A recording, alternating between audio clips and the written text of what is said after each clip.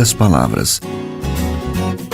Um olhar sobre o mundo, a vida e a sociedade, à luz da Palavra de Deus, com Augustus Nicodemos.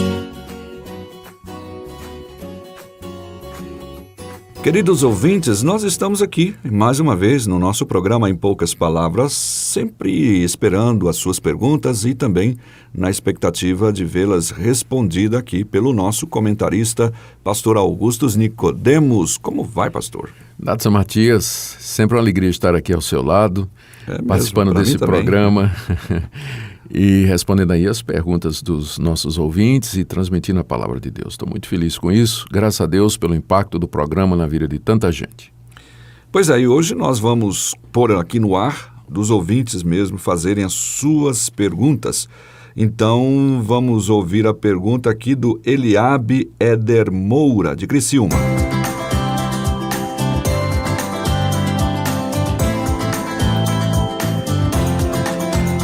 Paz do Senhor, pastores. Eu me chamo Eliabe Éder Moura, moro em Criciúma, Santa Catarina, e juntamente com outros irmãos em Cristo ouvimos sempre o programa. Queríamos agradecer pelas dúvidas sanadas de forma tão edificante à luz da palavra de Deus. A minha dúvida é a seguinte: com relação a muitas passagens, como por exemplo Marcos 8:35, a respeito de tomar a sua cruz por Cristo. Sendo assim, eu posso verdadeiramente escolher perder a minha vida e ganhá-la por causa de Cristo?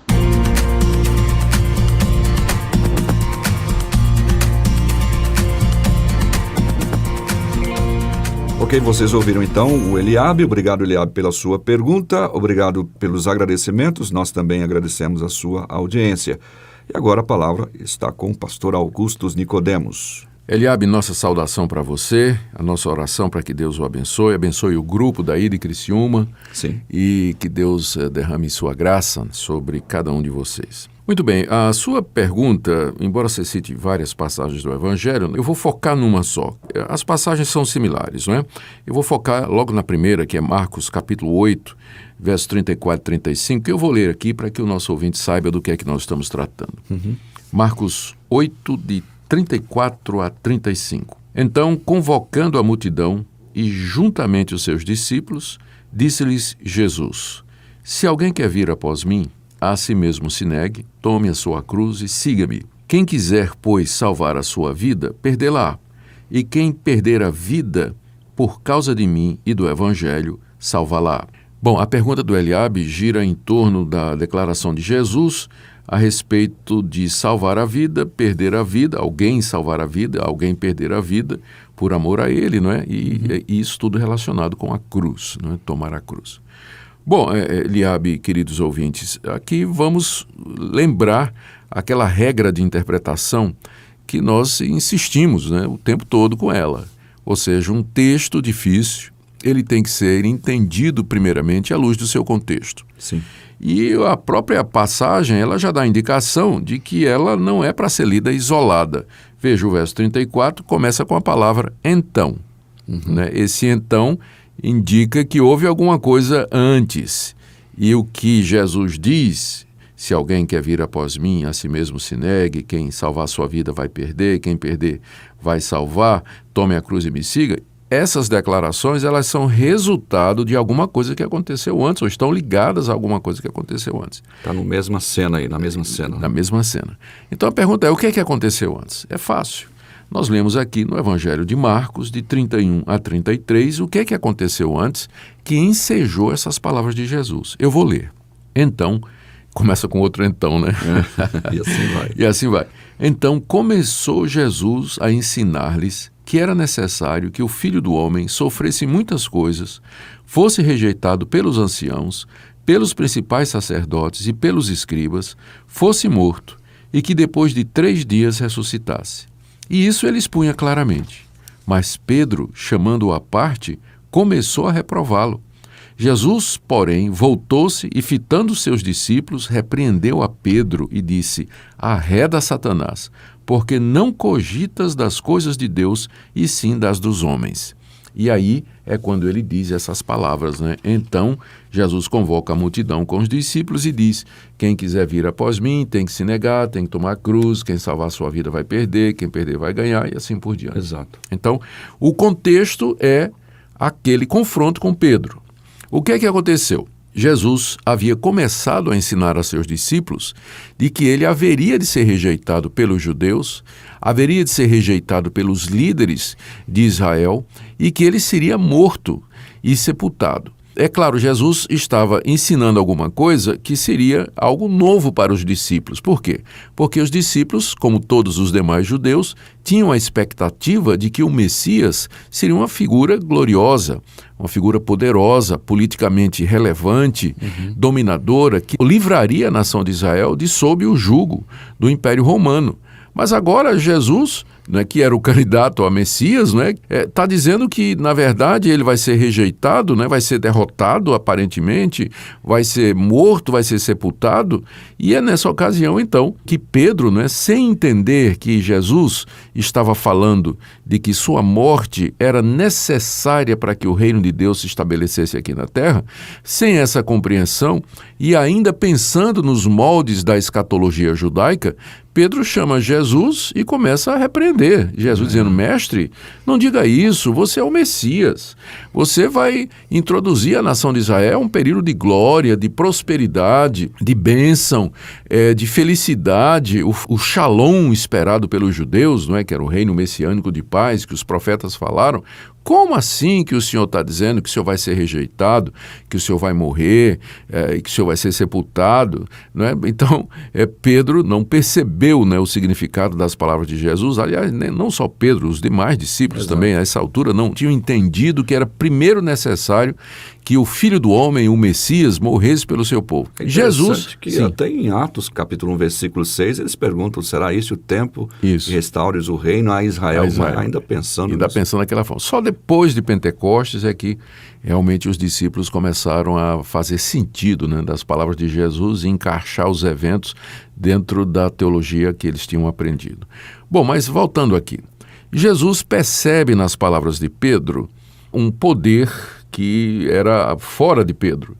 Percebe que Pedro ali está sendo usado pelo diabo. Pedro não estava possesso, isso é claro, mas Pedro foi tentado por Satanás. Era Satanás que estava ali querendo usar Pedro para dissuadir Jesus de ir para a cruz. Talvez porque Satanás tinha a expectativa, ou pelo menos já tinha alguma ideia de que tinha alguma coisa errada ali. Satanás não é onisciente, Então ele não estava vendo também como é que aquilo tudo se encaixaria e, portanto, ele vem tentar a Pedro de dissuadir Jesus de ir para a cruz. Satanás estava no rumo certo, porque se Jesus fosse para a cruz, querendo morrer, era o fim do reino dele. E Jesus então repreende Satanás com essas palavras duras, dirigidas a Pedro: arreda Satanás, não cogitas das coisas de Deus e sim das coisas dos homens. E aí então é que Jesus diz estas palavras aqui. Ele convoca a multidão e diz: se alguém quer vir após mim, a si mesmo se negue, tome a sua cruz e me siga. Ou seja, Jesus está dizendo, eu vim para dar a minha vida, morrer na cruz, para poder inaugurar o reino de Deus, para resgatar aqueles que fazem parte do reino de Deus. Portanto, os meus seguidores, os meus discípulos, têm que saber que eles são discípulos do crucificado. O caminho do discipulado é o caminho da renúncia. Da mesma forma que eu vou abrir mão da minha vida para que eu possa salvar a muitos, aquele que é o meu discípulo, aquele que é o meu seguidor, ele vai viver na mesma base. É morrendo que ele vai viver.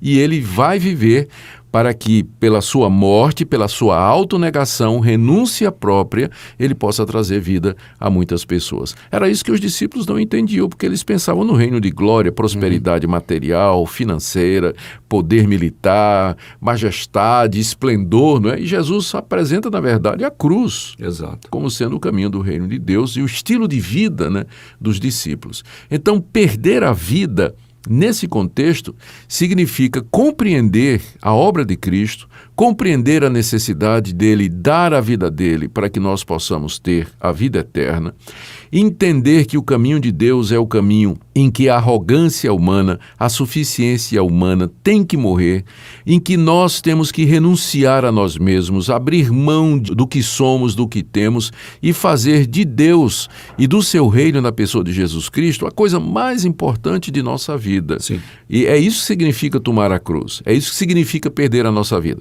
Ou pensando aqui em termos humanos, né, já que Jesus tinha dito a Pedro que ele não entende das coisas de Deus, mas sim das coisas dos homens, Pedro estava raciocinando como um homem. Seguir a Jesus era um desperdício. Se tornar um cristão, um discípulo de Jesus, era perder a vida do ponto de vista humano, né? Inclusive, hoje muita gente diz assim, não, eu não quero ser crente, não, eu não quero aceitar Jesus, não, Muita né? gente, Eu quero gozar a vida, né? Quero aproveitar a minha vida. Pois é. Quem ganhar a sua vida, em termos humanos, ou seja, quem entregar a sua vida ou dedicar a sua vida a satisfazer os seus prazeres, a viver nas paixões carnais, a viver como se Deus não existisse, esse, na verdade, vai perder. Depois da morte, já aqui, não é? A pessoa já começa a experimentar o afastamento de Deus. Depois da morte, ela vai experimentar o sofrimento eterno e na vinda de Cristo, então, com o julgamento final, o inferno de fogo, onde não há intermitência, não há pausa nenhuma do sofrimento que vai se encaminhar à eternidade afora. Lembrando, então, que vida aqui é mais do que existência biológica, Sim, não é? exato. É a existência eterna do indivíduo, né? Bom, então, Natsan, essa é a resposta que nós damos aí. Eu não sei se ele... Ele entra nessa questão do escolher perder a vida, né? Sim, Assim, sim. Parece que quer dizer que eu escolho ganhar a vida, mas parece que o texto está dizendo que para você ganhar a vida é uma coisa que você se apega, mas perder a vida é algo que o próprio Deus coloca em nossos corações, o Espírito Santo coloca, né? em detrimento da nossa própria vontade. É isso. Há uma escolha, não é? A cruz está diante de mim, o chamado de Jesus está diante de mim e o caminho estreito e a porta estreita estão diante de mim. Do outro lado está a porta larga, o mundo, os prazeres da vida.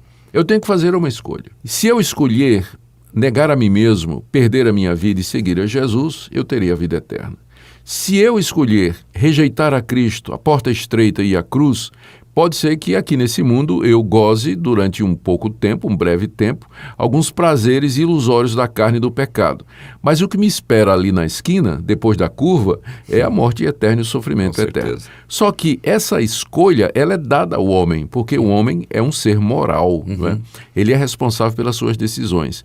Mas é somente pela graça de Deus, Eliabe, que alguma pessoa pode escolher a Cristo. Como o próprio Cristo mais tarde disse aos discípulos, não foram vocês que escolheram a mim, eu escolhi vocês. Por isso é que vocês me escolheram.